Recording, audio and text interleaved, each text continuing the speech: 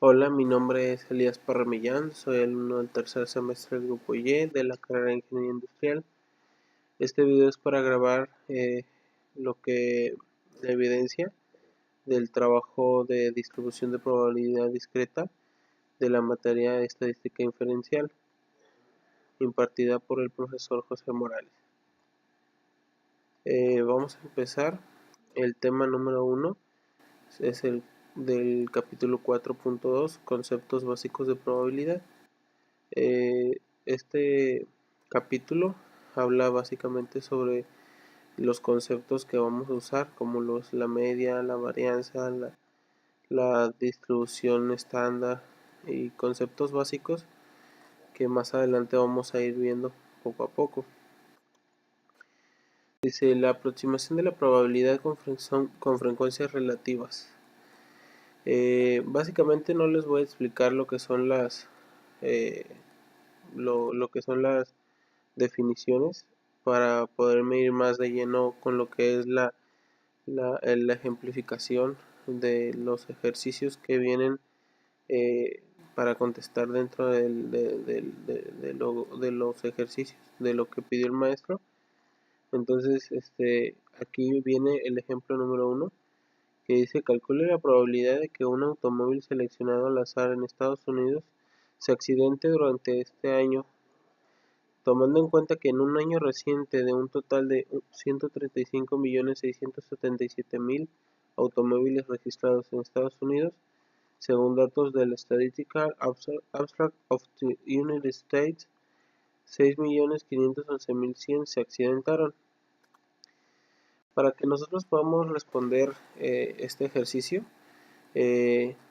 llamaremos al evento de que un automóvil se accidente A, y al evento de que no suceda esto, evento B. Usando el método de probabilidad de frecuencias relativas, decimos que la probabilidad de que el evento A suceda es igual al número de automóviles accidentados entre el total de automóviles. En este caso sería, por ejemplo, la probabilidad de que el evento A suceda es igual a 6.511.100, que son la cantidad de automóviles que se habían accidentado en el estudio, sobre 135.670.000 automóviles registrados dentro de Estados Unidos. Esta división, efectuándola, nos dice que sería 0.048 probable que sucediera que un automóvil se accidentara, o lo que viene siendo igual al 0.5%. Dice la probabilidad de que el evento B suceda es igual al total de automóviles menos los automóviles accidentados sobre el número total de automóviles. Esta parte del ejercicio yo ahora sí que la implementé de esta manera, porque pues usando la lógica, pensé que si le restábamos a la cantidad de automóviles registrados la cantidad de automóviles accidentados, íbamos a tener la cantidad de automóviles que no se habían accidentado. Entonces eso sería el evento de que no sucediera B, o de que no sucediera A. O sea, el evento B es lo contrario al evento A. Entonces, para poderlo calcular, tenemos que restarle los automóviles accidentados al total de automóviles, y eso mismo dividirlo entre el total de automóviles. Eso sería, por ejemplo, 135.670.000 menos 6.511.100 sobre 135.670.000, que sería igual a la resta 129.158.900 sobre 135.670.000. Esto, efectuando la división, nos da que sería un punto 95 o el 95%.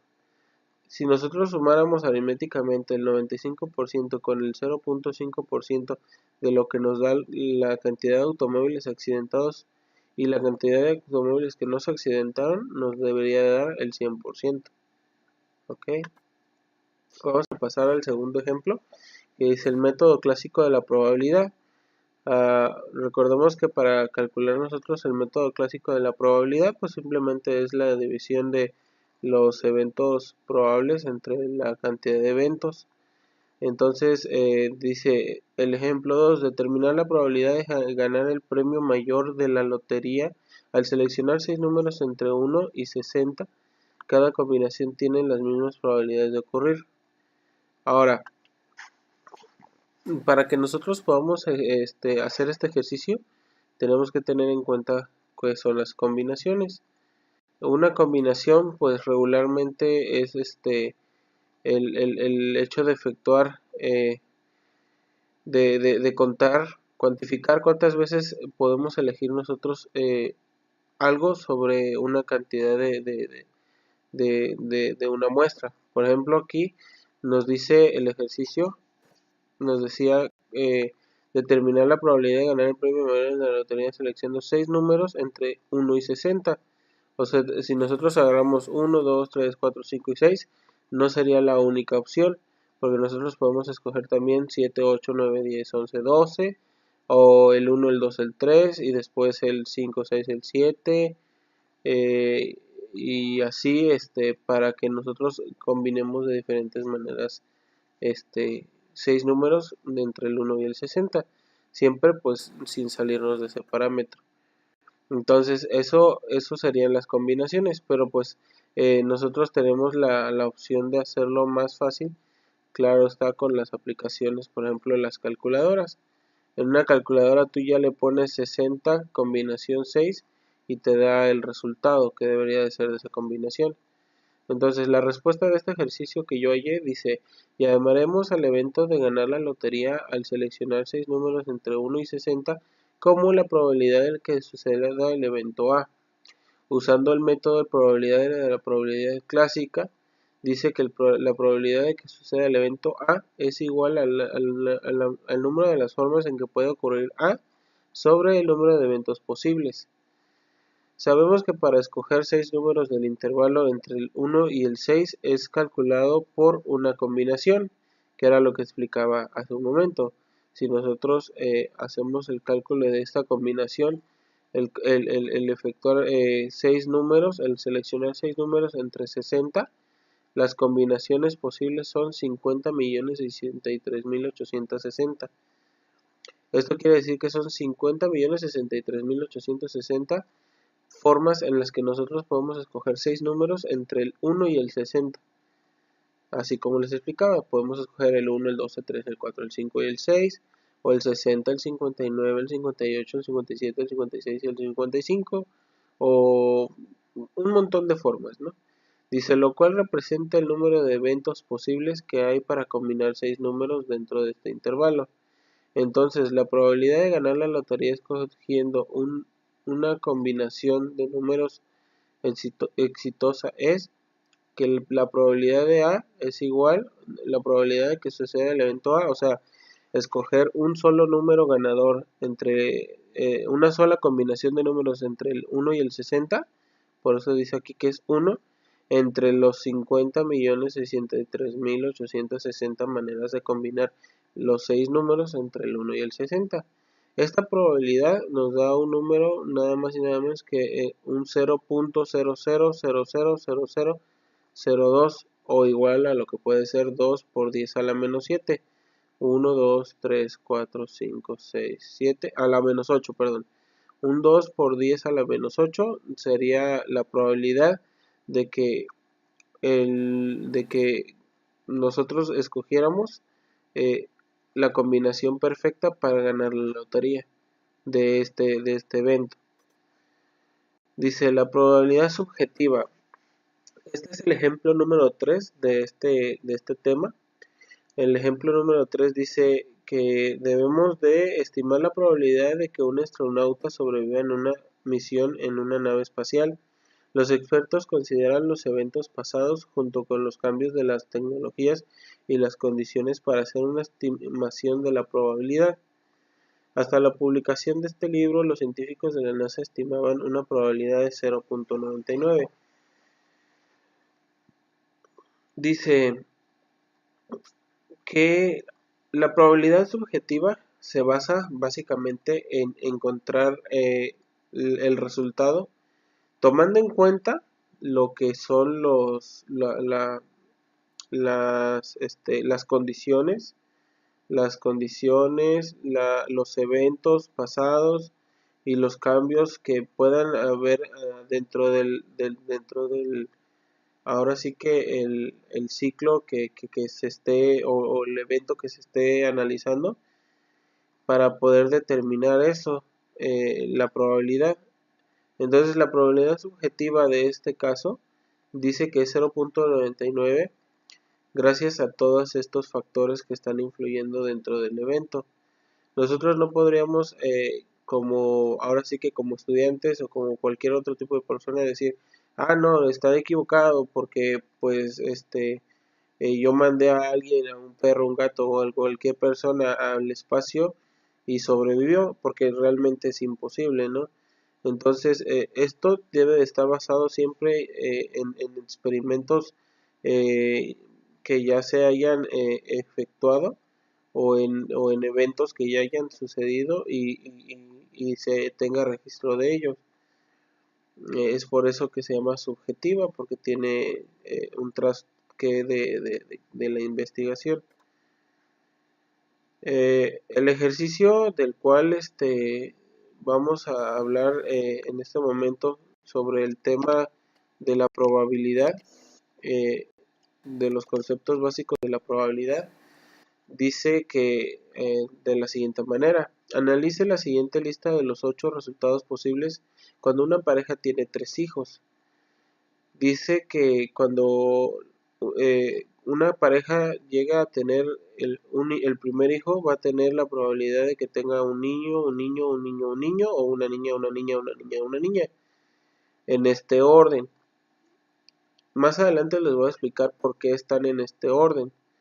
El segundo hijo debería de ser niño, niño, o niña, niña, o niño, niño, o niña, niña, y el tercer hijo podría ser niño, niña, o niño, niña, o niño, niña, o niño, niña. Si nosotros nos ponemos ahora sí que a investigar un poco sobre lo que es la probabilidad, el hecho de que la probabilidad haya llegado a la conclusión de que existan las combinaciones y las permutaciones es gracias a este tipo de ejercicios. Cuando se inventó el diagrama de árbol se hizo de la manera en la que se pudiera visualizar de manera gráfica mejor cómo estaban hechas las combinaciones. Por ejemplo, si nosotros primero empezábamos teníamos al niño y a la niña, cuántas veces se podía combinar la niña con la niña y con el niño, y esta niña cuántas veces se podía combinar con un niño y con una niña, y este niño con una niña y un niño. Ese es un ejemplo, pero realmente ese es lo que está atrás de este ejercicio, los diagramas de árbol y las combinaciones. Entonces nosotros para poder resolver este ejercicio necesitamos saber primero qué es lo que nos están pidiendo. Se calcula la probabilidad de cada evento, que haya exactamente una niña, que haya exactamente dos niñas o todas sean niñas. En este caso yo lo resolví de la siguiente manera: que haya exactamente una niña, dice, se sabe que para que solo haya una niña debe de ser 3 eventos posibles entre los 8 eventos, lo cual matemáticamente hablando se representa así. La probabilidad de que el evento A suceda es igual a 3 octavos o 3 sobre 8. Quiere decir que son 3 eventos posibles entre 8 eventos que puedan suceder. ¿Por qué 8 eventos? Nosotros tendríamos que, si de los 3 hijos que llegasen a tener la pareja eh, fuera un evento, si cada trío de hijos que llegaran a tener fuera un evento, tendríamos que el primer evento sería niño, niño, niño. El segundo evento sería niño, niño, niña. El tercero niño, niña, niño. El cuarto niño, niña, niña. El quinto niña, niño, niño. El sexto niña, niño, niña. El séptimo niña, niño, niño. Y el último niña, niña, niña.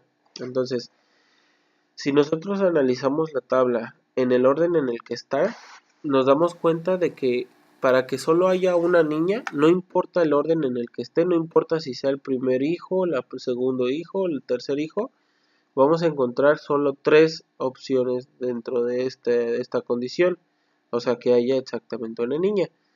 En la segunda opción de que haya el primer hijo sea un niño, el segundo hijo sea niño y el tercer hijo sea niña, esa sería una opción. La opción de que el primero sea niño, el segundo sea niña y el tercero sea niño, esa sería otra segunda opción. Y de que sea niña la primera, niño el segundo y niño el tercero sería el tercer evento posible. Y de ahí en fuera ninguno de los otros eventos cumple con la condición, porque si nos damos cuenta aquí, el primero los tres son niños, el cuarto dos niñas y un niño, el sexto niña, niño, niña, el séptimo niña, niña, niño y el último son las tres niñas.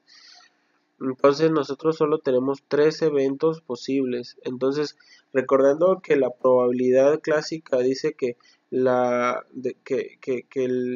probabilidad es igual a los eventos posibles entre los eventos totales, nosotros por eso tenemos que 3 sobre 8 sería la probabilidad de que haya exactamente una niña. O sea, 3 entre 8 es igual a 0.375 o 37.5%. 37.5% es la probabilidad de que entre una pareja que tenga tres hijos, uno de ellos sea niña. Que haya exactamente dos niñas. Aquí es algo muy parecido. Tenemos que hacer el mismo análisis, no hay ningún análisis diferente, pero ahí es donde entramos en una disminución porque ya no vamos a buscar ahora que solo haya una niña, sino que hayan dos. Entonces aquí, por ejemplo, vamos a encontrar el mismo caso anterior. El niño, la niña y la niña se repiten solo en el cuarto caso, en el séptimo y en el octavo. Digo, en el sexto y en el séptimo. Pero en los demás ya no. En los demás o son puros niños, o son dos niños y una niña, o nada más. Entonces, dice, se sabe que para que hayan dos niñas debe de ser tres eventos posibles entre los 8 eventos, lo cual, matemáticamente hablando, se representa así. La probabilidad de que el evento A suceda es igual a 3 octavos, igual que hace rato, solo que los eventos ahora están así. En el cuarto, en el sexto y en el séptimo. Entonces, esto es igual a 0.375 o 37.5. Dice que todos sean niñas. Para que nosotros podamos encontrar la probabilidad de que todas sean niñas, también usando el análisis de la tabla, o sea, analizando con sentido común, vemos que solo si nosotros tuviéramos eh, la tabla de la manera que se nos está dando, encontramos que la niña, niña, niña solo se repite una sola vez, al igual que el niño, niño, niño. La probabilidad de que todas sean niña solo es 1 sobre 8. ¿Por qué? Porque solo es un evento posible entre los 8 eventos que se debe haber. Entonces eso es igual a 0.125 o el 12.5%. Eh, si nos damos cuenta y hacemos el análisis a la inversa, ahora que no fueran niñas sino que fueran niños, es la misma probabilidad. En el primer hijo tendríamos que el 50 por 50, o sea, 50 probabilidades de que vaya a ser niño y las 50 probabilidades de que sea niña. Pero como nosotros lo estamos analizando de manera horizontal respecto al orden, a que no importe cuál sea, en qué orden esté el niño, la niña o el niño, entonces por eso es que nosotros tenemos el evento de esta manera. Bueno, el siguiente tema del capítulo de probabilidad dice que se llama regla de la suma. Igual no voy a extenderme explicando lo que es la regla de la suma. Realmente es algo muy simple y muy básico de la probabilidad. Lo que tiene que ver con lo que es la solución de de problemas de probabilidad, pues con la unión y la intersección de eventos. El ejercicio que vamos a ver dice lo siguiente. El ejercicio se llama el ejemplo se llama prueba de polígrafo, y dice: suponiendo que se elige al azar a una de las 98 personas que fueron sometidas a la prueba, calcula la probabilidad de elegir a un sujeto con un resultado de prueba negativo o que no mintió. Eh, Esta tabla que nos da el profesor tiene pues ahora sí que dos columnas, que en donde una dice el resultado de la prueba que va a haber, ya sea positivo o negativo. La explicación de estos dos resultados, que sea positivo o que sea negativo, dice que la prueba del polígrafo indicó que el sujeto mintió, o si es negativo, que la prueba del polígrafo indicó que el sujeto no mintió.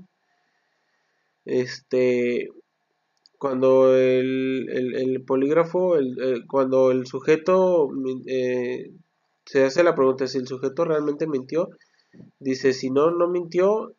Hubieron 15 eventos en los que no mintió, pero el resultado de la prueba fue positivo, o sea que el polígrafo indicó que el sujeto mintió, pero no mintió, o sea, fue un falso positivo. Y hay un total de 42 eventos donde el resultado de la prueba fue positivo, pero el sujeto sí mintió, o sea, fue un verdadero positivo. Y en el caso inverso a esto, dice que el resultado de la prueba fue negativo 32 veces cuando el sujeto no mintió, pero la prueba del polígrafo indicó que el sujeto no mintió, o sea, verdaderamente el sujeto no mintió, fue un verdadero negativo. Y hubieron 9 casos en los que hubo un falso negativo, porque el sujeto, hubo un falso negativo porque el sujeto sí mintió, y el polígrafo indicó que no mintió, entonces fue falso. Dice la solución para que el evento, la probabilidad del negativo o mintió, o la probabilidad para que el negativo unión mintió, es la siguiente: la probabilidad de que sea negativo más la probabilidad de que mintió, menos la probabilidad de que sea negativo intersección mintió, entre el total de espacio muestral. Esta es la fórmula que vamos a seguir para encontrar el resultado de la solución de la probabilidad de que sea negativo o que no, o que mintió. Dice: la probabilidad de que sea negativo es igual a más la probabilidad de que mintió. Entonces vamos a buscar la probabilidad de que sea negativo. Nosotros tenemos aquí que la probabilidad de que sea negativo es que el resultado de la prueba fue negativo y que no mintió. Es aquí donde se junta 32 y se sumaría con el 9. Resultado de que la prueba fue negativo 32, un verdadero negativo 32 y un falso negativo 9. Más la probabilidad de que mintió. Si mintió, entonces fue 42 y 9. O sea, 42 veces y 9 veces de que sí mintió y de que la prueba fue negativo. Entonces suman estas dos: 32 más 9 y 42 más 9. Esto menos la intersección, menos la probabilidad del negativo intersección mintió. Quiere decir que fue la probabilidad de que fuera negativo menos de que fuera la intersección sería si mintió y resultado de la prueba negativo, menos 9. Esto sobre 98, porque fueron las 98 personas que fueron sometidas a la prueba. Ahora sí que efectuando las dos sumas sería 32 más 9 más 42 más 9 menos 9 sobre 98. 41 más 51 menos 9 sobre 98. 83 entre 98 es igual a 0.846. ¿Ok? dice la probabilidad de que el ejercicio, perdón, voy a regresar un momento porque creo que aquí me salté algo.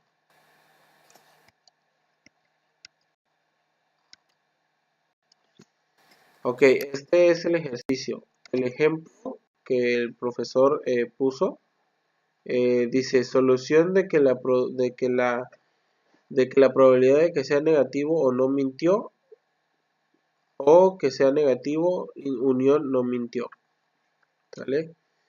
Dice la probabilidad de que sea negativo más la probabilidad de que no mintió menos la probabilidad de que sea negativo intersección no mintió sobre el total de espacio muestral. Otra vez, nuevamente, esta es la fórmula que vamos a seguir, donde dice que la probabilidad de que sea negativo, o sea, el 32, más la probabilidad de que no mintió, o sea, 15, pero siempre va sumado de la columna que tenga enfrente. No sé si me explico. 32 más 9 es el hecho de que no, de la prueba de la prueba negativo. Es la probabilidad negativo, fueron 32 más 9, un verdadero negativo y un falso negativo, 32 más 9. Más la probabilidad de que no mintió, o sea, no mintió fue 15 más 32. 15 más 32. Menos la probabilidad de que sea negativo, intersección no mintió. Sea negativo, intersección no mintió. 32 menos 32 sobre 98. Entonces tenemos 32 más 9, que son 41, más 15 más 32, que son 47, menos 32, en este caso. 32 es la intersección entre la prueba, el resultado de la prueba negativo y el no mintió.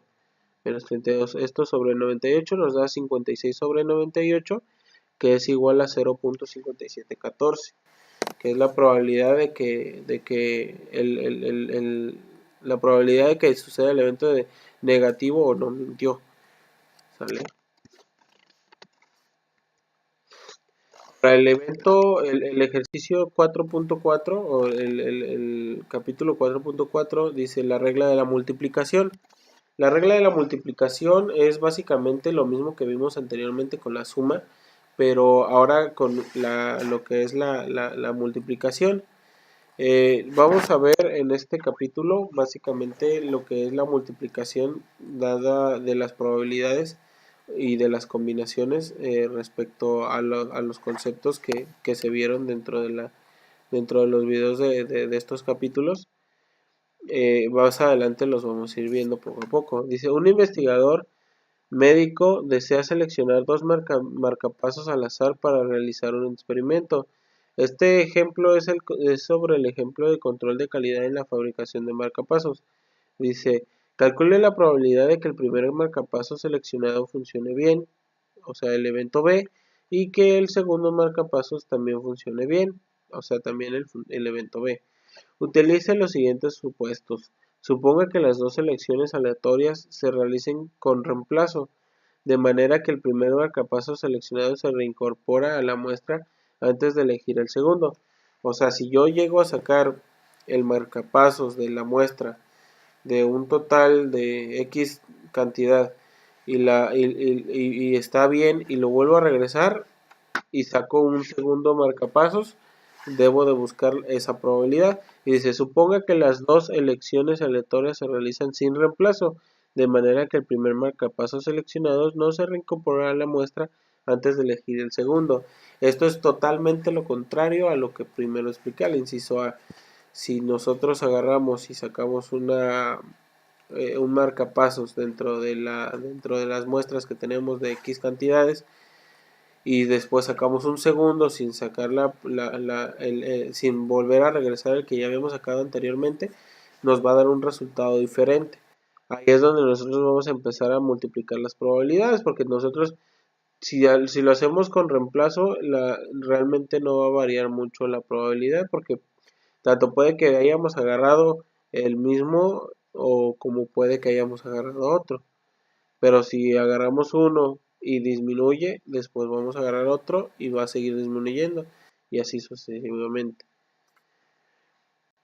Dice el ejercicio, si los dos marcapasos se seleccionan al azar con reemplazo, las dos selecciones son independientes, ya que el segundo evento no se ve afectado por el primero.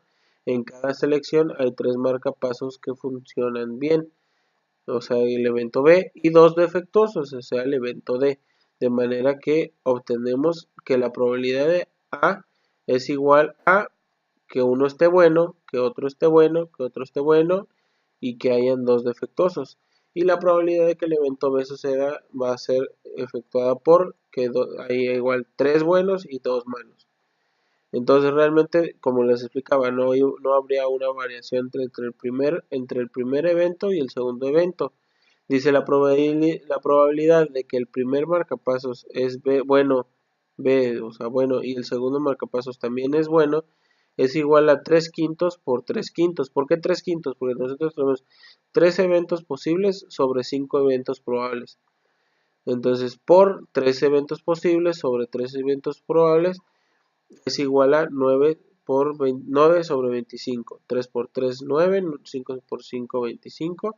9 sobre 25 es igual a 0.36 o el 36% de probabilidad de que cuando nosotros saquemos uno, lo regresemos y después saquemos otro, los dos estén buenos. ¿Sale? Ahora, dice el inciso B, si los dos marcapasos se seleccionan al azar sin reemplazo, las dos selecciones son dependientes ya que la probabilidad del segundo evento se ve afectada por el primer resultado. En la primera selección, 3 de los 5 marcapasos funcionan bien. B. Después de elegir un marcapasos que funciona bien en la primera selección, quedan 4 marcapasos, incluyendo 2 que funcionan bien, por lo tanto, tendríamos que la probabilidad de que el evento A suceda se va a ver afectada porque hayan 3 buenos y 2 malos. Como nosotros ya sacamos uno bueno, vamos a tener una probabilidad de que en el evento B suceda que hayan 2 buenos o 2 malos. Si nos damos cuenta, pues ahora sí que seríamos 3 sobre los 5 y 2 sobre los 4, ¿no? Entonces el primer marcapasos es B. La probabilidad de que en el evento el primer marcapasos es B y el segundo marcapasos es bueno, pero teniendo en cuenta que no va a haber un reemplazo, dice 3 quintos por 2 cuartos es igual a 6 veinteavos es igual a 0.3. Bueno, la explicación de este sería lo que vengo diciendo desde hace un momento, ¿no? Tenemos 3 quintos porque tenemos 3 eventos probables sobre 5 eventos posibles. O sea, podemos sacar uno de los 5, pero tenemos 3 probabilidades de que salga uno bueno sobre los 5 eventos que van a suceder. Pero como nosotros ya sacamos uno bueno en el evento A, en el evento B ya no vamos a tener 3, sino vamos a tener 2. Por eso disminuye. Pero como disminuyen los eventos probables, también tiene que disminuir la cantidad de factores el número total de eventos dentro de la bolsa, de la caja o de donde quiera que estén conteniendo los marcapasos. Entonces tenemos 3 quintos, porque son 3 eventos posibles sobre 5 eventos probables, por 2 cuartos, que son 2 eventos posibles sobre 4 eventos probables. Esto es igual a 6 sobre 20, porque tenemos que 3 por 2 es 6 y 5 por 4 20. 6 entre 20 es igual a 0.3. ¿Sale? Vamos a pasar al ejercicio del neumático defectuoso. Este ejercicio pues está dado por igual el archivo donde venían los ejercicios del profesor y dice Welling Tire Company produjo un lote de 5.000 neumáticos que incluyen exactamente 200 que están defectuosos. Si se seleccionan al azar 4 neumáticos para instalarlos en un automóvil, ¿cuál es la probabilidad de que todos estén en buenas condiciones? Para el análisis de este problema se puede emplear el uso de combinaciones que harán de una mayor comprensión. Si se sabe que de los 5.000 hay 200 defectuosos, tendremos un total de 4.800 neumáticos en buen estado. Entonces tendremos que disminuir la cantidad de neumáticos cada que se saque uno, haciendo la división de la probabilidad clásica. Ok. En este párrafo yo intento explicar que cuando nosotros tenemos 5000 neumáticos, pero de esos 5000 hay 200 defectuosos, vamos a tener un total de 4800 neumáticos en buen estado. Eso pues es aritmética básica y pues yo creo que no es difícil de determinar, ¿no? Pero lo importante o lo interesante en esta situación es que si nosotros sacáramos uno de 4800 neumáticos, que son los que están buenos, nosotros hicimos esta resta para saber cuántos neumáticos buenos tenemos, cuántas posibilidades hay de sacar uno bueno entre los 5000, porque aquí nada más nos está dando cuántos defectuosos tenemos, entonces los buenos son 4800, ok. Pero cada vez que nosotros saquemos un neumático, este número va a ir disminuyendo, el 4800. Por lo tanto, el de abajo también, o sea, los 5000 ya no van a ser 5000. Si saco uno, ya no van a ser 5000, van a ser 4999. Y si yo sigo sacando los 4000 y sigue saliendo bueno, de los 4799 van a haber 4798. Y de los 4999 van a haber 4998. Ok, ese último neumático estaba bueno. Yo lo multipliqué por 4797 o sobre 4997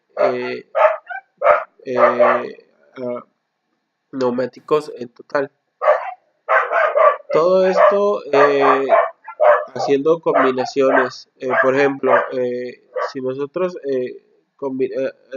sacamos un neumático de 4800 buenos sobre un neumático de 5000 que vamos a sacar, nosotros quiere decir que nosotros solo vamos a elegir a uno de los 4800 y a uno de los 5000, ¿sale? Lo multiplicado por los 4799, combinación 1 sobre 4799 y 1 sobre combinación 4999, multiplicado a su vez por 1 combinación 4798 sobre 1 combinación 4998. Esto quizás no era importante ponerlo, porque al final de cuentas cuando tú haces una combinación sobre de uno solo 4800 o sobre cualquier otro número igual de grande o nada más arriba de lo que estás poniendo a tu derecha, te va a seguir dando el mismo número. En este caso fue 4800, 5000, 4799, 4999. Pero yo quería explicar sobre la manera en la que lo hicimos o lo pude efectuar. Si yo hubiera querido decir, bueno, en el primer evento voy a sacar dos neumáticos de 4800 y después en el siguiente de los 4800, en lugar de 4799 van a haber 4798 y voy a sacar otros dos, van a ir disminuyendo de dos en dos, entonces ahí sí hubiera habido una afectación, porque ya no iba yo a estar sacando un neumático, sino dos, y hay dos, y para sacar dos neumáticos de 4800 hay diferentes maneras, más que nada en la parte de abajo, ¿no? Entonces esto nos dio 0.96. ¿Por qué? Porque nosotros la división de 4800 sobre 5000, de 4799 sobre 4999 y así, la fui efectuando. 4800 sobre 5000 fue 0.960, 4799 sobre 0.95 fue sobre 4999 fue 0.95 y así, hasta que me dio que la probabilidad de que yo saque un neumático que saque los cuatro neumáticos buenos en esta secuencia va a ser de 0.96, ¿ok? O el 96%.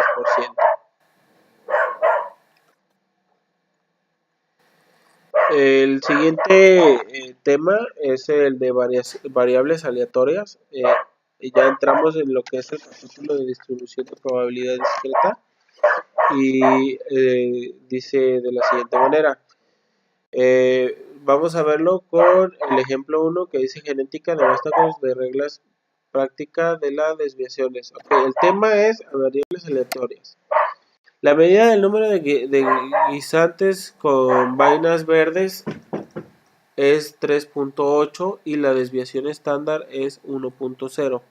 Utilice esos resultados y la regla práctica de las desviaciones para calcular el valor máximo común y el valor mínimo común. Con base a los resultados determine si es inusual que resulten 5 vástagos de guisantes y encontrar que solo uno de ellos tiene vainas verdes. Dice, del gen del progenitor 1, verde más verde más el gen del progenitor 2, verde, va a dar un resultado pues verde.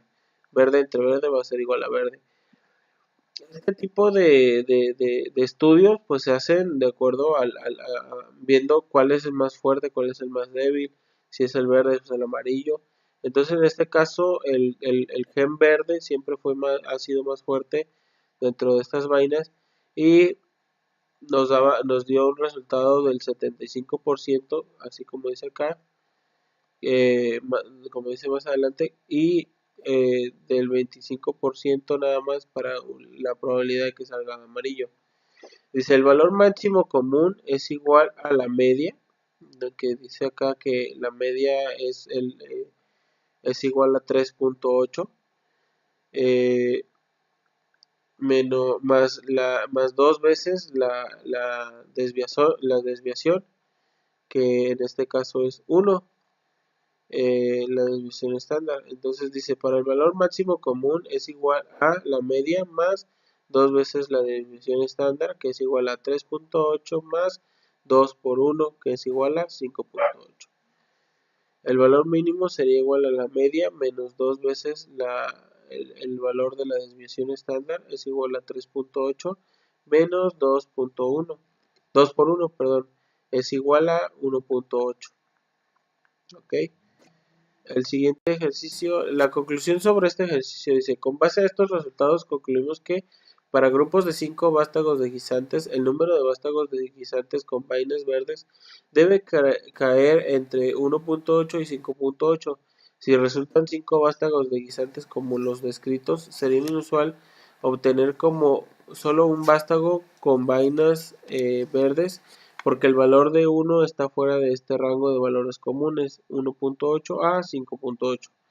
En este caso el valor máximo común es en realidad 5, ya que el número más grande posible de guisantes con vainas verdes. O sea que no puede haber no puede haber menos de dos vainas que salgan verdes, porque solo de 1.8 a 5.8 pues deben de salir supuestamente este ejercicio, ¿no? Dice en el ejemplo 2, dice identificación de resultados inusuales con probabilidades. Utilice probabilidades para determinar si 1 es un número inusualmente bajo de guisantes con vainas verdes cuando resultan 5 vástagos de progenitores con pares de genes amarillo sobre verde, tomando en cuenta la probabilidad de la vaina verde es igual a 0.75.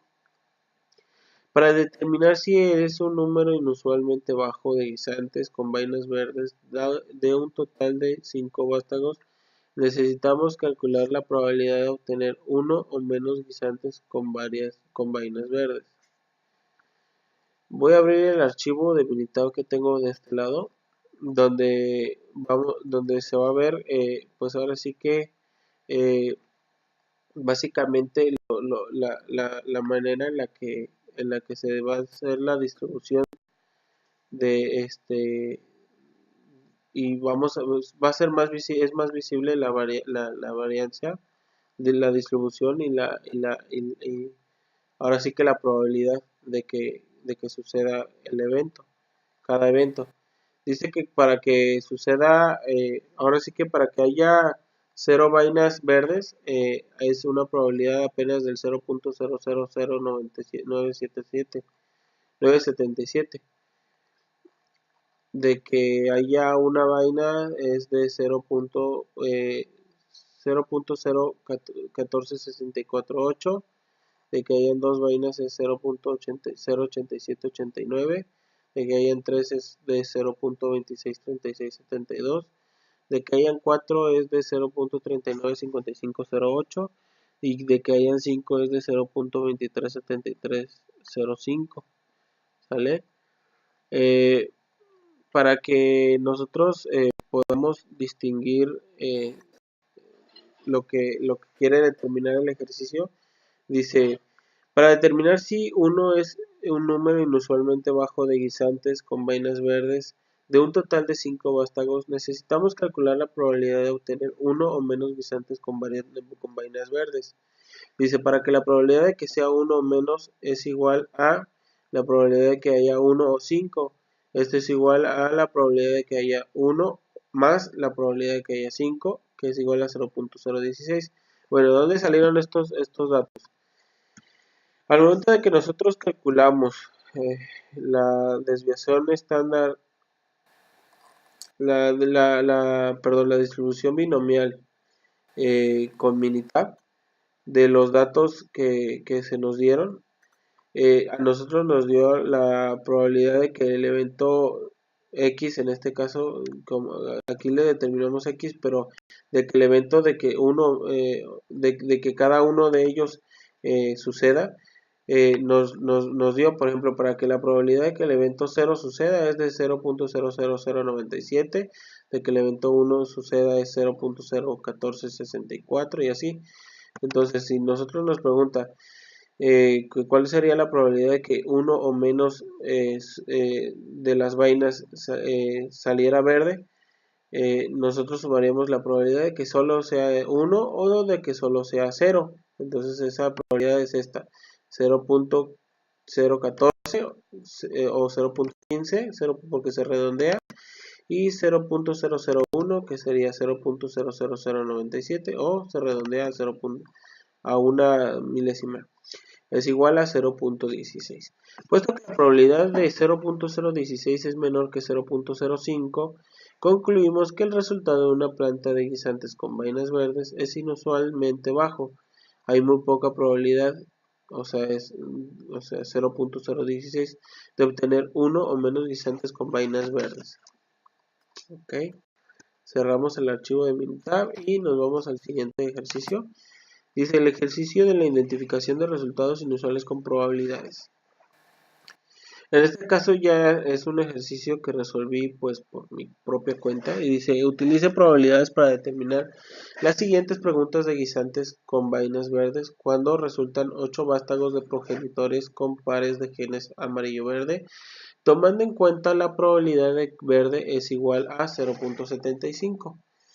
En este caso, igual pues tomé, ahora en lugar de tomar 5 guisantes o 5 vástagos, tomé 8 y la misma probabilidad. Dice, calcule la probabilidad de obtener exactamente 3 guisantes con vainas verdes y calcule la probabilidad de obtener 3 o menos guisantes con vainas verdes. ¿Sale? Voy a abrir el archivo de Minitab para ir viendo los datos y de este lado les voy a mostrar cómo fue que lo fui resolviendo. Dice,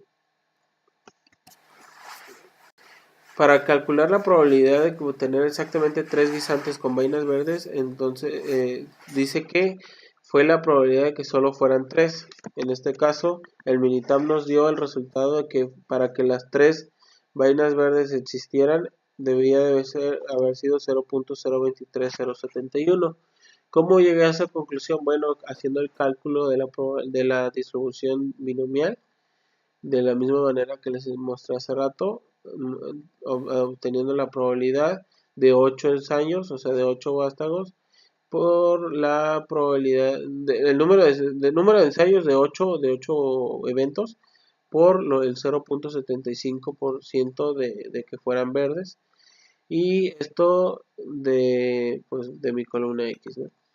Entonces dice, cuando solo sea, porque el ejercicio dice, calcule la probabilidad de obtener exactamente, o sea, ni más ni menos, 3 guisantes con vainas verdes. Entonces aquí dice que la probabilidad de que solo sean exactamente tres vainas es de 0.2307 o el 2%, 2.3%.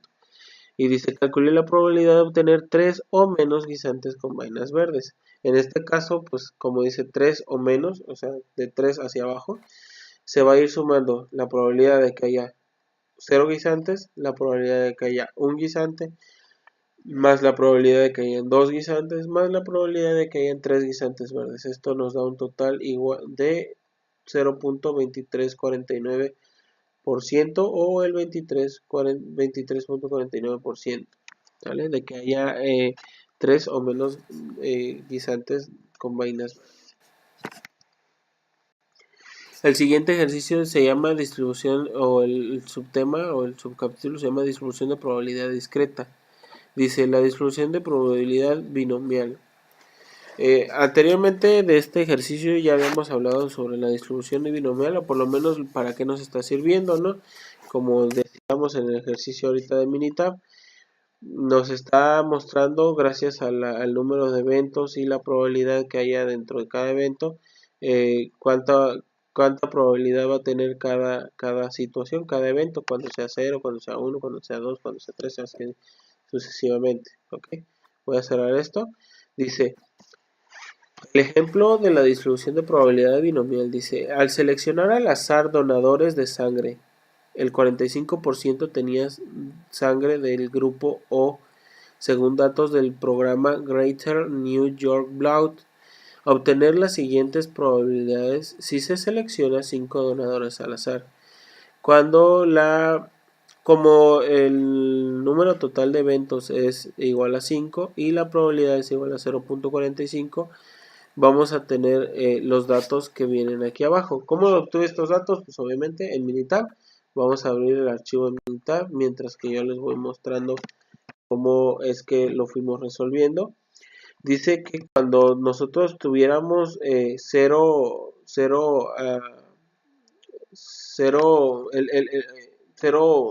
sujetos para donar sangre, tendríamos la probabilidad nada más del 0.05% de que no tuviera sangre o positiva.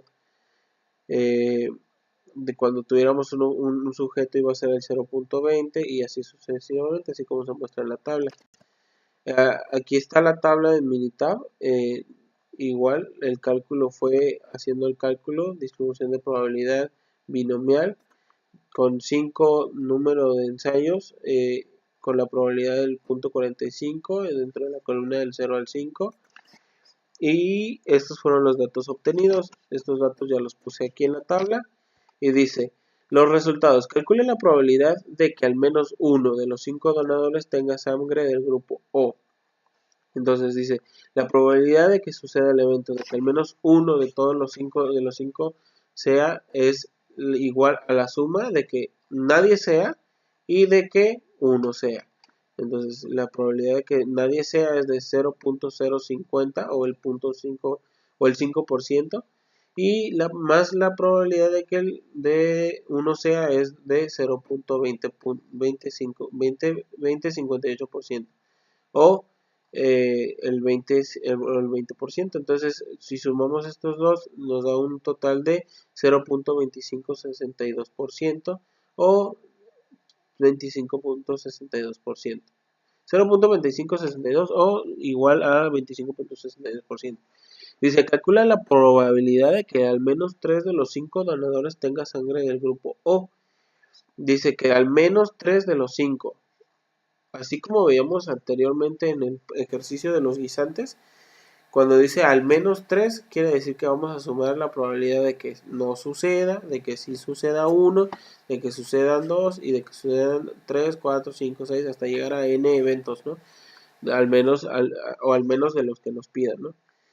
Nosotros aquí pues tenemos la distribución binomial con un número de eventos igual a 5 y una probabilidad del 0.45.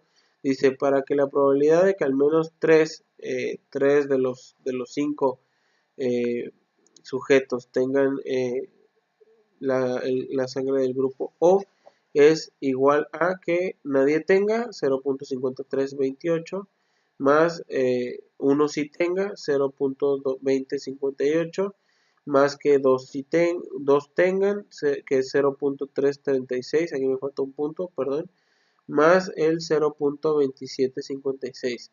Esto es igual a un 0.8687%, 0.8687 que es igual a un 86.87%. Calcula la probabilidad de que los 5 donadores tengan sangre del grupo O. Como aquí dice que nada más 5, no vamos a agarrar y vamos a decir, bueno, es el 100% porque los 5 pueden tenerla. No nos está pidiendo que sea al menos, porque ahí ya estuviéramos haciendo una distribución de frecuencias relativas y no es así, no estamos buscando la probabilidad acumulada, sino la probabilidad de que solo 5 tengan. Entonces aquí, usando la tabla de la probabilidad binomial, de distribución binomial, perdón, tendríamos que sería el 0.01845%. O 1.8%, ¿sale? Dice el inciso número 4, dice, calcula la probabilidad de que 2 o más de los 5 donadores tengan sangre del grupo O.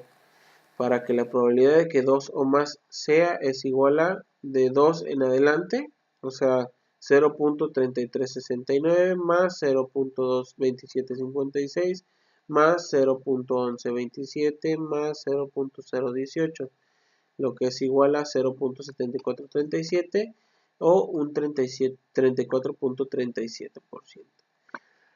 Ahora dice, calcule la probabilidad de que exactamente 2 donadores tengan sangre del grupo O. Dice, para que la probabilidad exactamente sea 2, es igual a 0.3369 o el 33%.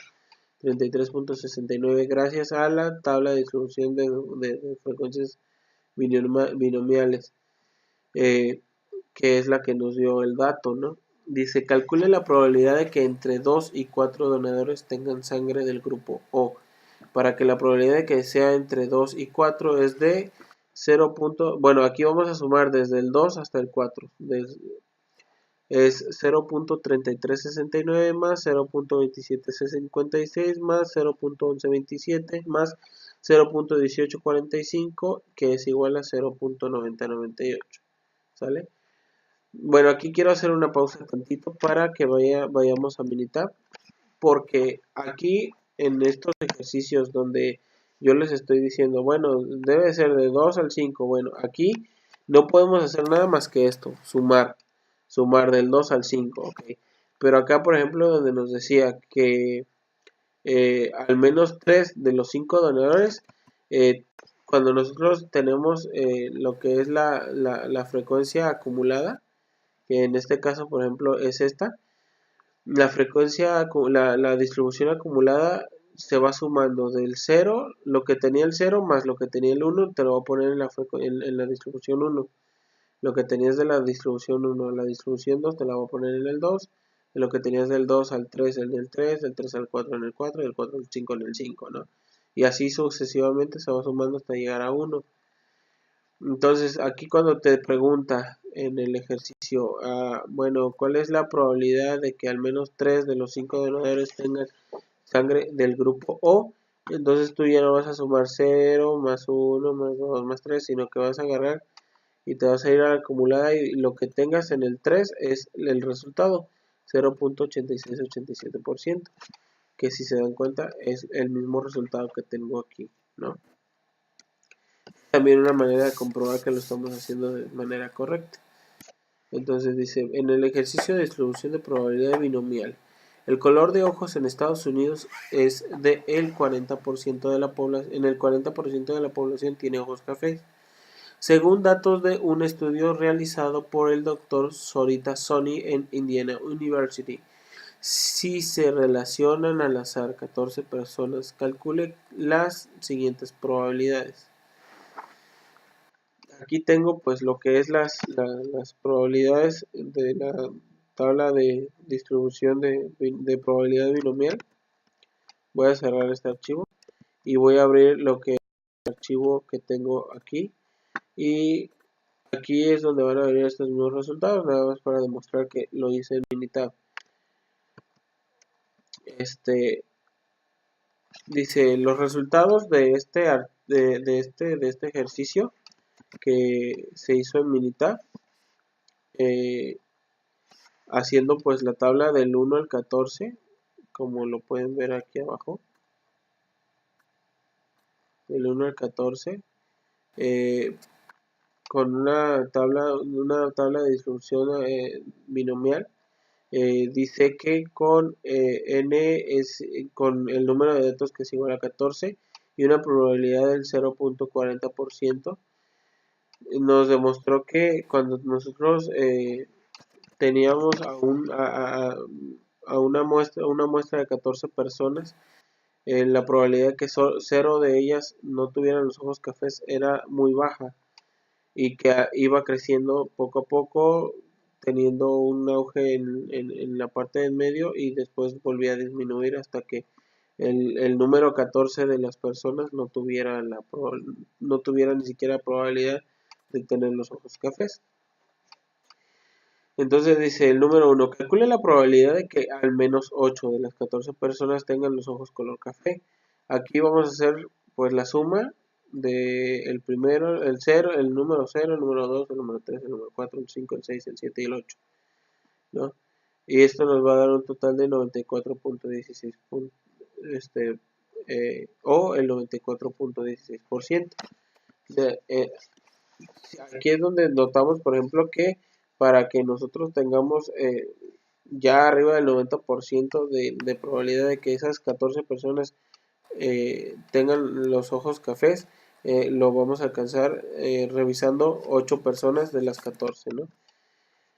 Pero si nosotros nos vamos a la distribución acumulada, vamos a ver en el número 8, que es el 94.9416, y es el mismo resultado que tenemos aquí, ¿no? Dice, calcule la probabilidad de que exactamente 12 de las 14 personas tengan los ojos de color café. Aquí nos vamos a la tabla de densidad de probabilidad binomial al número 12 y dice que es el 0.000550, ¿no? Que si nosotros multiplicáramos ese número por 100, que es el porcentaje, nos daría 0.055%. No es nada, de hecho, podría decir que es el 0% de probabilidad de que el número 12 sí, en el número 12 se encuentre una persona que tenga los ojos de color café. En el número 3 dice, calcule la probabilidad de que las 14 personas tengan los ojos color café. Aquí como nada más dice que la probabilidad de que solo sea la persona número 14, vemos que es 0.000003. Igual, es lo mismo que en el número 12, es una probabilidad muy baja que no tiene ni siquiera sentido que la pusiéramos, pero bueno, dice que es el 0.0003%, ¿no? Dice, por último, calcule la probabilidad de que el 10 o más de 14 personas tengan los ojos de color café. La probabilidad de que sean más de 10 es haciendo la frecuencia acumulada de el 10, el 11, el 12, el 13 y el 14. Sumando todas esas probabilidades da que es 0.01751, multiplicado por 100 da 1.75%. Ahora, este capítulo dice que es igual de distribución de probabilidad discreta y dice distribución de probabilidad de Poisson. Esta distribución es muy diferente a la binomial. La vamos a ver con dos ejercicios que son muy interesantes. No me voy a meter a detalle, pero voy a explicar lo más que pueda este ejercicio. Aquí para que nosotros podamos tener la probabilidad, obtener las probabilidades con esta distribución, dice que tenemos que tener varios conceptos bien claros, como es la media, la variancia y la distribución estándar, y cómo se calculan, y una vez tenido calculadas, aplicar las fórmulas que nos proporcionan, ¿no? Dice, en un periodo reciente de 100 años hubo 93 grandes terremotos con una magnitud de al menos 6.0 en la escala de Richter en el mundo, según datos del World Almanac and Book of Facts. Suponga que la distribución de Poisson es un modelo adecuado.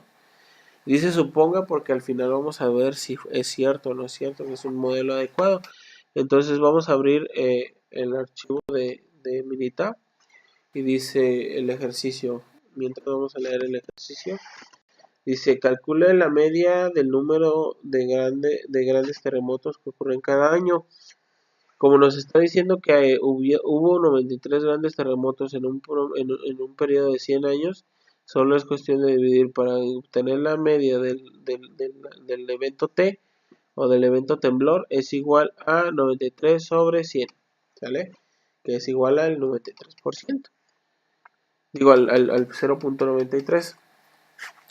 Dice, si la probabilidad de que que el evento X suceda es la probabilidad de X terremotos en un año elegido al azar, calcule la probabilidad de que suceda el evento 0, de que suceda el evento 1, el evento 2, el evento 3, el evento 4, el evento 5, el evento 6 y el evento 7, ¿no? Entonces nosotros escogimos el número 7 porque pues es por ser el número de eventos que pide el ejercicio y lo metimos lo metí dentro del Minitab, esa costumbre que tengo de decir decimos, hacemos, pero dice el problema del 0 al 7 dice que con una media del 0.93.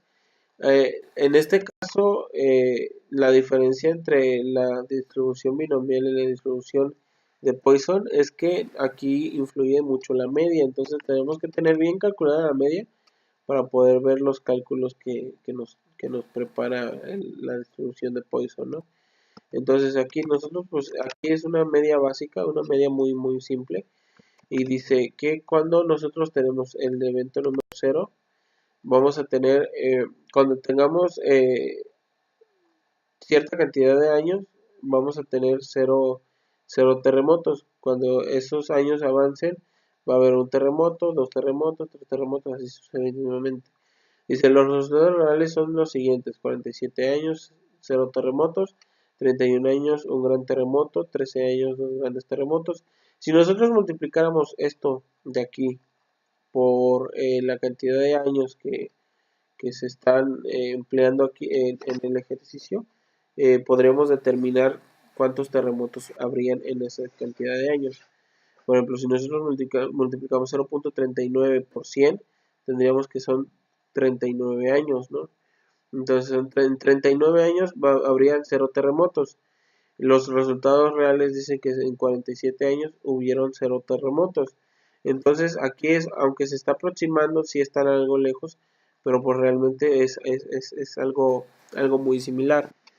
Dice, en 31 años hubo un gran terremoto. Si nosotros multiplicamos 36 por 100 nos da 31. 0.36% nos da 36 años, que es muy cercano a 31 años. Si nosotros multiplicamos 0.17 por 100 nos da 17 años, que son aproximados a 13. Por arriba, 0.052 por 100 nos da 5 años, que es cuando debió de haber habido tres terremotos. Aquí es donde ya se empieza a acercar cada vez más. Cuando nosotros tuvimos 0.012 por 100, que son 12 años, un año más o menos, de 1 a 2 años, tuvimos 4 terremotos, como aquí dice, y así sucesivamente, 5 grandes terremotos en 0 años, 6 grandes terremotos igual en un año, supuestamente, y 7 grandes terremotos en un solo año. ¿Qué diferencia hay entre los resultados reales y la probabilidad obtenida en el inciso B? Realmente pues es una diferencia muy estrecha, o sea, sí es grande en algunos casos, pero en algunos otros se acerca demasiado, ¿no? Entonces, al parecer, la distribución de Poisson es un buen modelo en este caso. Es bueno, es muy buen modelo. A lo mejor no sería el ideal para hacer este tipo de determinaciones porque eh, pues son cuestiones que muy difíciles de tratar, ¿no? Los terremotos y ese tipo de cosas. Pero pues sí es un buen modelo.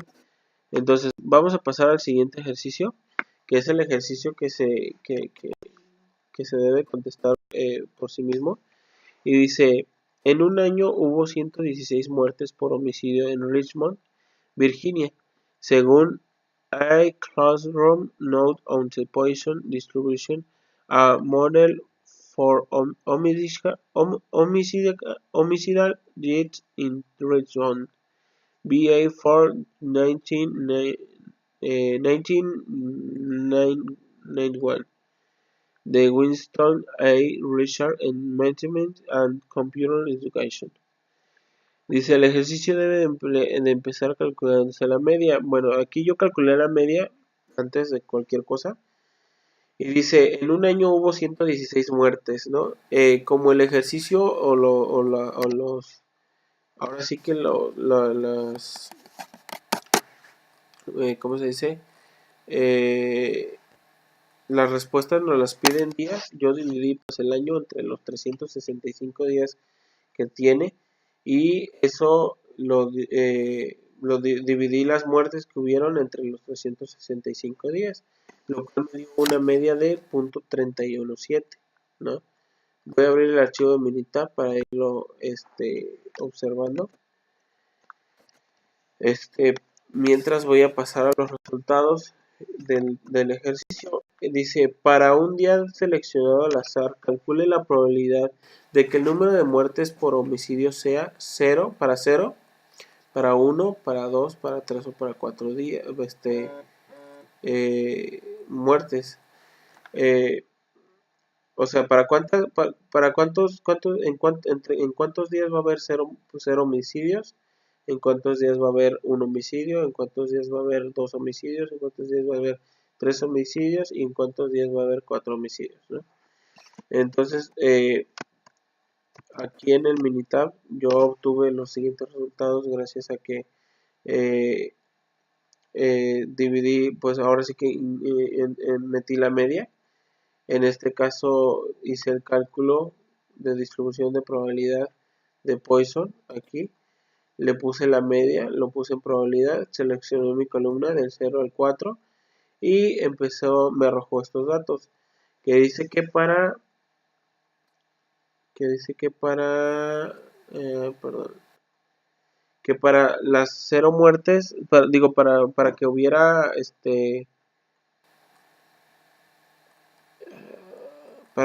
cero muertes, sí, perdón, 0 muertes, debieron de haber pasado 0.728 días, que eso multiplicado por los 365 días que dura el año nos iba a dar el resultado de 265.7 días, ¿no? Aquí yo pasé los datos para al lado de la presentación para poderlos tener más cerca y no estar cambiando de diapositiva a Minitab, pero pues básicamente es lo mismo que tengo yo en el Minitab, si gustan observarlo, aquí está y aquí está, ¿no? Bueno, para que hubiera una muerte nosotros tuvimos ahora sí que una probabilidad de que eso sucediera del 0.23088 o 0.230 por los 365 días es igual a 83.9 días, ¿no? Para que sucedieran 2 muertes, teníamos una probabilidad del 0.0365 por 365. Esto es igual a 13.3 días. Y para que 3 muertes sucedieran, era 0.0038 por 365 días, que es igual a 1.3 días, aproximadamente un día, ¿no? Y para que no hubieran 4 muertes, pues 0 días, porque pues realmente es muy baja la probabilidad de que eso sucediera y multiplicado por los 365 días me daba muy bajo igual, entonces son 0 días. Y se comparan las probabilidades calculadas con los siguientes resultados reales. 268 días, ningún homicidio. Si nos damos cuenta, entre 265 y 268 Es muy poco, son menos de 2 puntos porque estábamos aquí con decimales.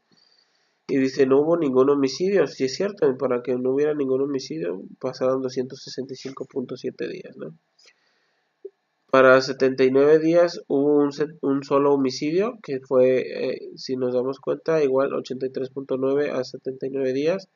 No es mucho la diferencia y sí hubo un solo homicidio. 17 días hubieron dos, igual aquí, 13.3 a 17, no es mucho la diferencia y hubieron dos. Un solo día hubieron 3 homicidios y si es cierto, para un solo día hubieron 3 homicidios y no hubo días con más de 3 homicidios. Igual esa regla se cumple. La distribución de posición es un buen modelo, en este caso sí, sí es un buen modelo. De hecho siento yo que hubo más acercamiento en este ejercicio que en el anterior, si nos damos cuenta, ¿no? Entonces, vamos a pasar al siguiente tema que dice media, varianza y desviación estándar para la distribución binomial. Entonces, aquí básicamente nada más es encontrar pues los datos que nos pide, que es la media, la varianza y la distribución, perdón, y la desviación estándar. Para esto dice el ejemplo de media, varianza y distribución estándar. En un experimento real, Mendel obtuvo 580 vástagos de guisantes.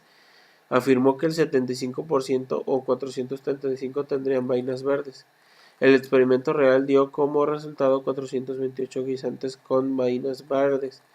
Suponiendo que se obtienen grupos de 580 vástagos de guisantes, calcule la media y la desviación estándar del número de guisantes con vainas verdes.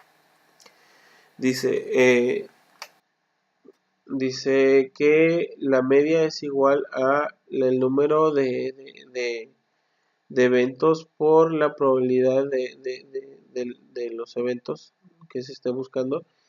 Y esto sería igual a 580, que son los vástagos que se encontraron, que se obtuvieron, por el 0.75, que es la probabilidad de que sean verdes los vástagos. Entonces esa multiplicación nos da un total de 435, que es la media.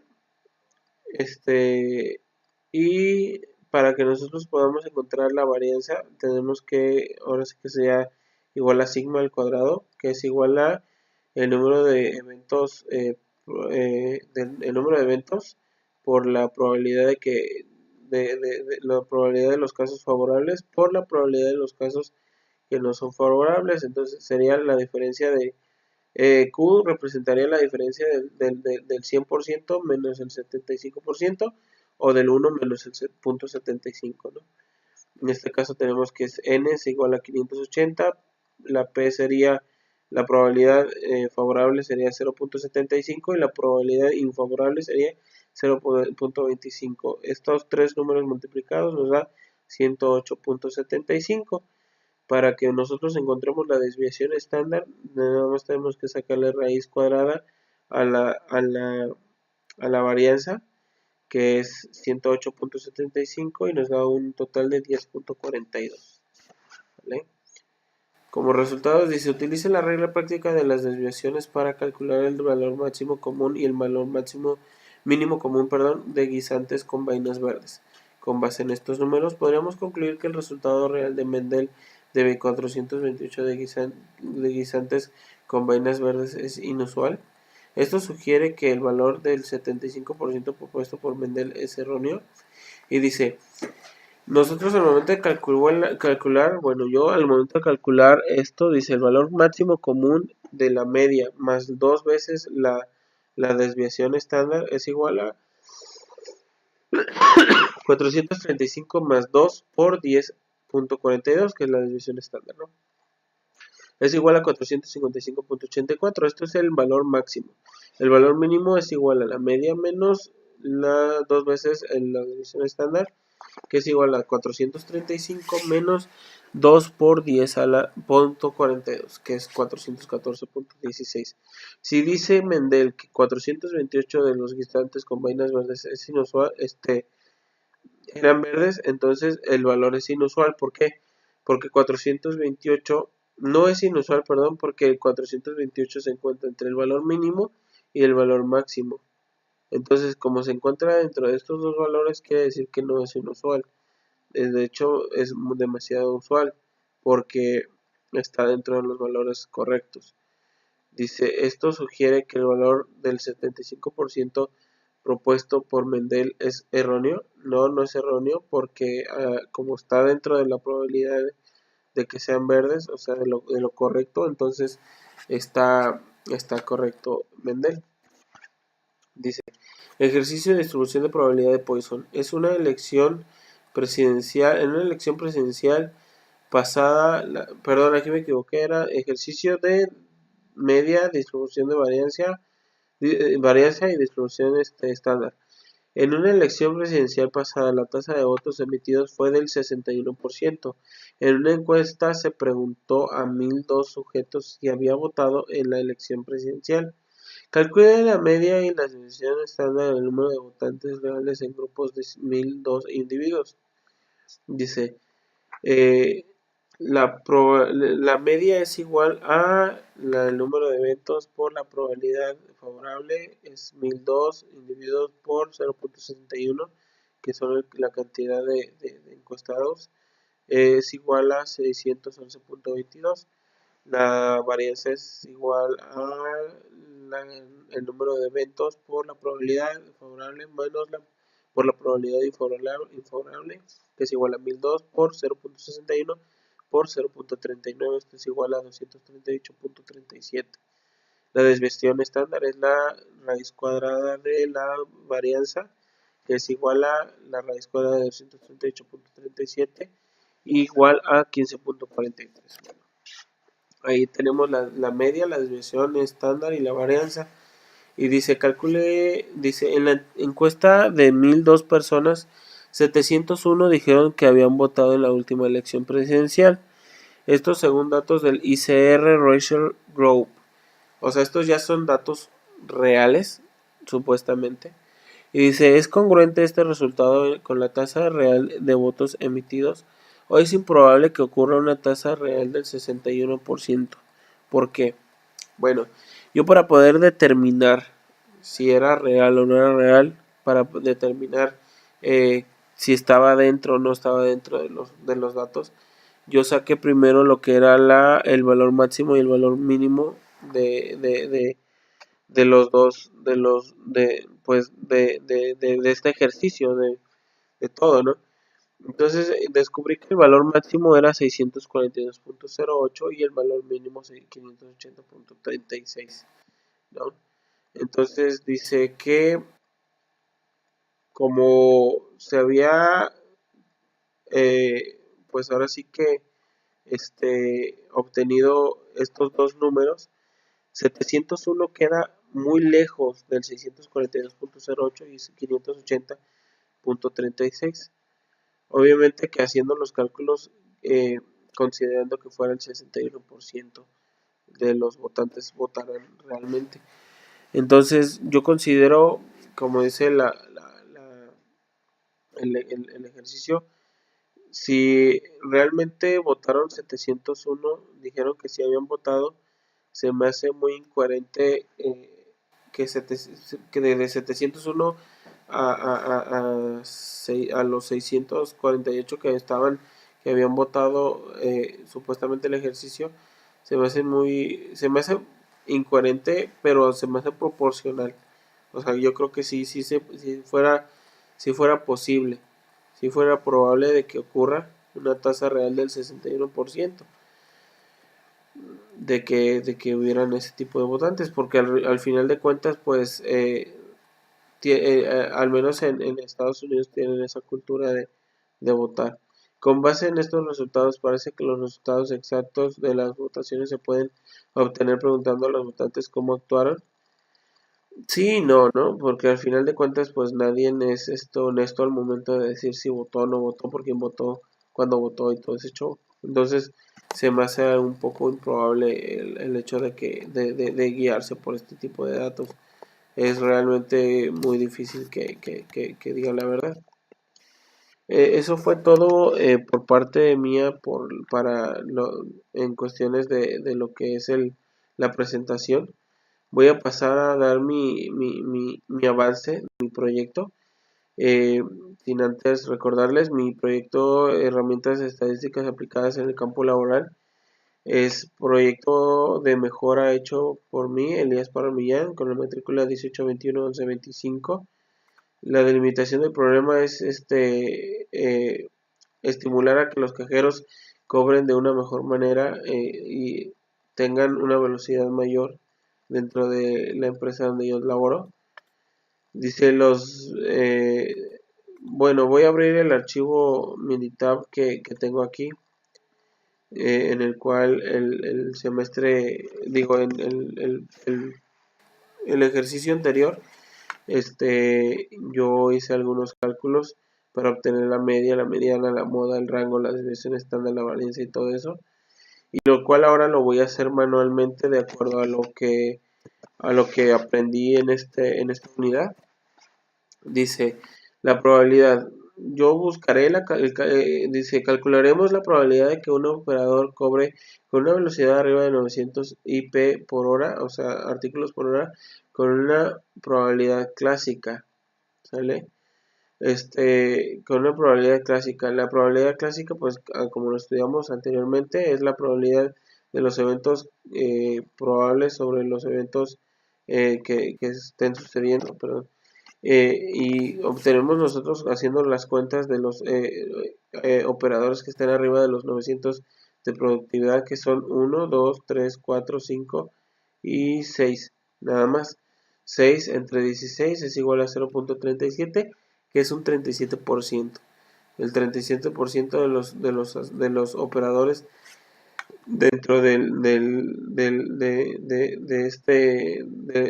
la línea de cajas, por así decirlo, son tienen esa velocidad. Es la probabilidad de que el 37% tenga esa velocidad. Dice la distribución binomial, a como se estudió en los ejercicios de esta unidad para determinar la distribución binomial, es necesario tener en cuenta el cálculo de nuestra media, la variancia y la distribución estándar, pero tenemos que determinar la función de dicha distribución, lo cual comprenderá el siguiente planteamiento. En la línea de cajas que se está estudiando, se tiene que existe una probabilidad de que solo el 37% de los operadores estén teniendo una productividad arriba de los 900 IPH o IP por hora, por lo cual es necesario saber cuáles cajeros están dentro de los valores usuales y cuáles son inusuales. Así que se debe de calcular la distribución binomial y destacar dichos casos para poder trabajar en ellos. ¿Okay? Dice, para los 16 cajeros se tiene una probabilidad del 37% de que cobren con una velocidad arriba de los 900 IPH. Calcular la media, la varianza y la desviación estándar de cuántos cajeros están haciendo bien dicho trabajo con estos datos. Destacar la media. Primero destaqué la media haciendo el cálculo del número de cajeros por la probabilidad de que el 37% estén con una velocidad de 900 IPH, lo cual es 16 cajeros o operadores por el punto 37. Esto me da un total de 5.92. Aquí vamos a calcular cuántos. Dice que 5.92 operadores están dentro de ese rango, o lo que es el 6. El 6 operadores están dentro de ese rango. Calcular la varianza. Para calcular la varianza, pues obviamente multipliqué el número de datos por la probabilidad de que favorable por la probabilidad de infavorable y me dio 16 por 0.37 por 0.63. Quiere decir que el 0.63% no están haciendo, no están con la velocidad deseada. Entonces la varianza es de 3.72. ¿Okay? Dice, para los 16 cajeros se tiene la probabilidad del 37% que cobren con una velocidad de arriba de los 900 IPH. Calcular la media, varianza y desviación estándar. Para la desviación estándar tenemos que, esa es la raíz cuadrada la desviación estándar, es la desviación cuadrada de la varianza. Entonces la desviación es la raíz cuadrada de 3.72 es 1.93. Para saber si la cantidad de cajeros que están cumpliendo es la necesaria para que el negocio tenga el rendimiento óptimo, se debe de determinar el valor máximo y mínimo común, donde sabremos cuántos cajeros se deberán de tener operando con la velocidad deseada. Dice que el valor máximo común debe de ser, como dice la fórmula, la media más dos veces la desviación estándar. Esto sería igual a 5.92 más 2 por 1.93. Nosotros tenemos que, para que el negocio sea realmente rentable, deben de haber 9.78 o 10 cajeros que estén cobrando con esa velocidad. Y un valor mínimo para que está de hecho muy mínimo, sería de 5.92 menos 2 por 1.93, que sería igual a 2.06. Eso pues fue todo de mi parte. Realmente la conclusión que yo podría dar sobre lo que el avance en esta ocasión sería buscar siempre pues tener ahora sí que el valor máximo común de operadores haciendo el trabajo a la mejor velocidad para que pues ahora sí que el trabajo sea más rentable, ¿no? Dentro del proyecto pues lo que yo puedo ahora sí que dar es que, por ejemplo, la media aquí nos marcaba que era 812.3, gracias a que la media se calculó aquí de acuerdo al promedio de los operadores, de cómo cobraban y no de acuerdo a cuántos eventos de arriba de 900 hay, ¿no?